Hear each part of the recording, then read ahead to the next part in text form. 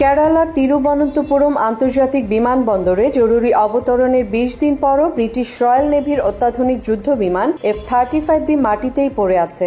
এখন পর্যন্ত এটি মেরামত করা সম্ভব হয়নি। ফলে যুক্তরাজ্য বিমানটিকে একটি বড় কার্গো বিমান C-17 গ্লোবমাস্টারে করে ফিরিয়ে নেওয়ার কথা ভাবছে, যা এই ধরনের যুদ্ধ বিমানের জন্য খুবই বিরল ঘটনা।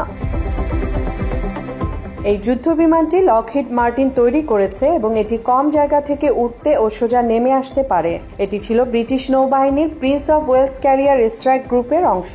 ভারতীয় নৌবাহিনীর সঙ্গে একটি মহড়া শেষে ঘাঁটিতে ফেরার পথে এটি জরুরি অবতরণ করে।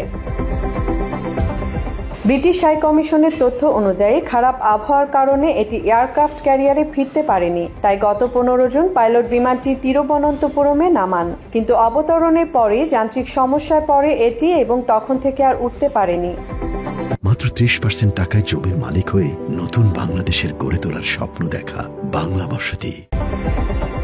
ব্রিটেন থেকে বিশেষ প্রকৌশলীদের একটি দল ভারতেও এসেছিল। উন্নত সরঞ্জাম নিয়েও মেরামত সম্ভব হয়নি। ভারতীয় বিমান বাহিনীর সঙ্গে সমন্বয় করে বিমানটিকে এখন একটি ক্যাঙ্গারে নিয়ে যাওয়ার প্রস্তুতি চলছে। তবে কবে এটি ঠিক হবে সে বিষয়ে এখনো কিছু বলা যাচ্ছে না। এই পুরো সময় জুড়ে যুদ্ধ বিমানটি ভারতীয় কর্তৃপক্ষের পাহারায় রয়েছে। পাইলটকে পরদিনই ব্রিটিশ হেলিকপ্টারে ফিরিয়ে নেওয়া হয় তার জাহাজে। বিশ্বের সবচেয়ে ব্যয়বহুল যুদ্ধবিমানগুলোর একটি F-35B কবে আবার উঠতে পারবে তা এখনও অনিশ্চিত।